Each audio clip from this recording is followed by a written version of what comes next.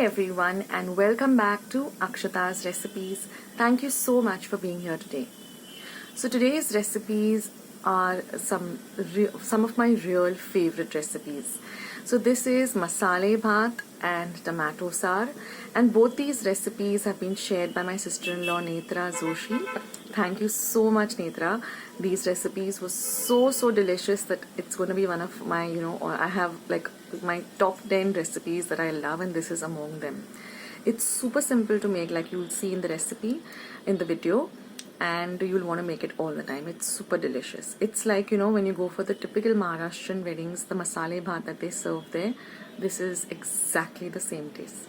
So without much further ado, let's jump into the recipe and meet me at the end of the video for a few tips here and there. So this is masale bhat, or even tondli bhat, or tondli rice, or tendli rice. So let's start with the recipe and we'll catch up after the recipe. So friends, let's see today's lovely recipe of masale bhat and tomato saar. Now here I have 50 grams of tendli or tondli. I've washed it really well and I'm going to cut off the edges.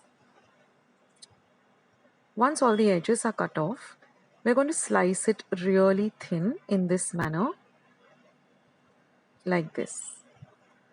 This is a closer look. So you first cut it into half and then cut each half into 3s or 4s. So this is the tondli all prepped up.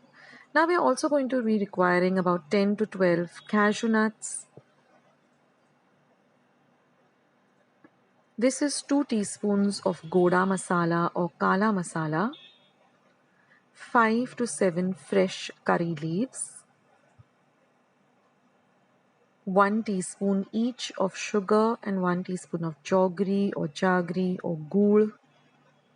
1/4 teaspoon of mustard seeds or mohori or rai, and 1/4 teaspoon of turmeric powder or haldi powder.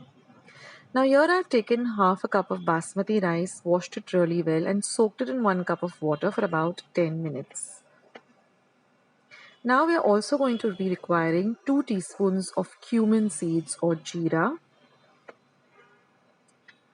2 teaspoons of coriander seeds or dhania, 4 dried red chilies, half an inch of cinnamon or dalchini, 5 cloves and 5 peppercorns, that is miri as well as lavang. Now what we're going to do is we're going to dry roast all of these dry spices for at least a whole minute till you get the lovely aroma, and once they come to room temperature, you're going to grind them in a mixer to a very coarse powder. Then we're going to add half a cup of fresh coriander leaves and again grind this, and you get this beautiful masala or mixture. To set that aside. Now here I've drained the water from the rice and I've also kept 2 cups of water to boil. Now heat a pan and add 2 teaspoons of oil. Once the oil is nice and hot, you're going to add the mustard seeds. Let them splutter or pop. Once they begin to splutter, you're going to add the haldi powder. Then we're going to add the tondli or the tendli and really fry it for at least a whole minute. Fry it really well in this flavored oil.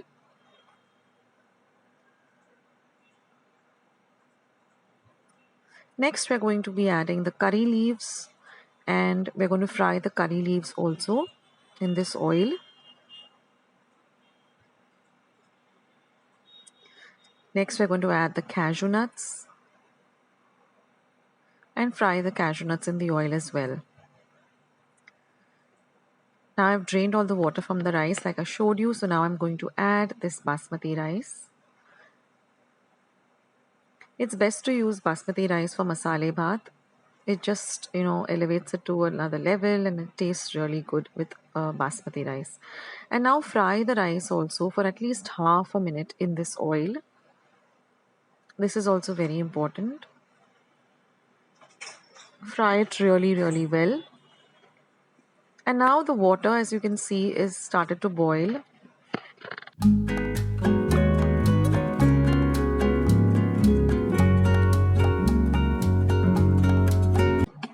Now add this hot water to the rice. See that it spreads out evenly all over the rice. And be extremely careful because this is hot boiling water. And ensure that all the grains that you see at the side of the pan also go into the water. And then just give it a gentle stir. Mix everything well together. And now we're going to add this ground powder or ground paste that we made with all the roasted spices and the coriander leaves. This is what gives the masale bhat its true flavor as well as the aroma. So get all that goodness in. Mix everything well. Once you add this, you can already get the lovely aroma of the masale bhat. It doesn't take much time. It'll now another 5 to 7 minutes the masale bhat is going to be ready. Now we're going to add the goda or the kara masala. I will leave a link to how I make it at home, but you can also use the ready-made masala that's available. Now we're going to add some salt to taste. So this is a 1/4 teaspoon that I'm using. So I've in total used around 1 teaspoon, but you can adjust it as per taste. Then we're going to add the sugar and the jaggery or the gur or the jaggery. Mix everything really well together. And now all we have to do is just cover and cook this for about 5 minutes till all the water dries up. So you can keep an eye on it and just check it. And your masale bhat is all ready. So when serving this, just drizzle some lovely sasuk toop or clarified butter or ghee, and also some grated coconut, fresh coconut, as well as some finely chopped coriander leaves, and you're all set. And now for the tomato saar, I leave instructions of how I prepare the tomato puree at home, but you can also use ready-made tomato puree. This is about 100 grams of tomato puree or 4 medium tomatoes. I've just added salt and sugar to it, and I'm going to get it to a gentle boil. Once it begins to boil, I'm going to add half a cup of coconut milk. Let the mixture, mix everything well and let it come to a nice gentle boil for about 3 minutes, and then turn it off. And here I've taken 4 teaspoons of ghee, to which I'm going to add half a teaspoon of cumin seeds and 1 small green chili cut fine. So this is the tempering.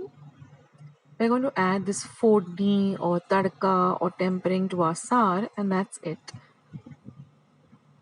It's as simple as that. So I leave instructions of how I prepared the tomato puree at home, or you can watch the video till the end because I've mentioned it at the end of the video as to how I've prepared the tomato puree. So I hope you give these 2 recipes a try.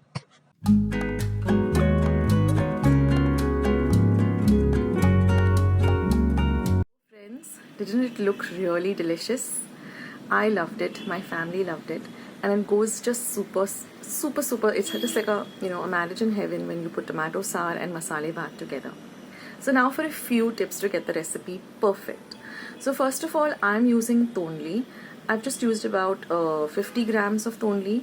If you're making a larger quantity, always double everything that is mentioned in the recipe, the quantity.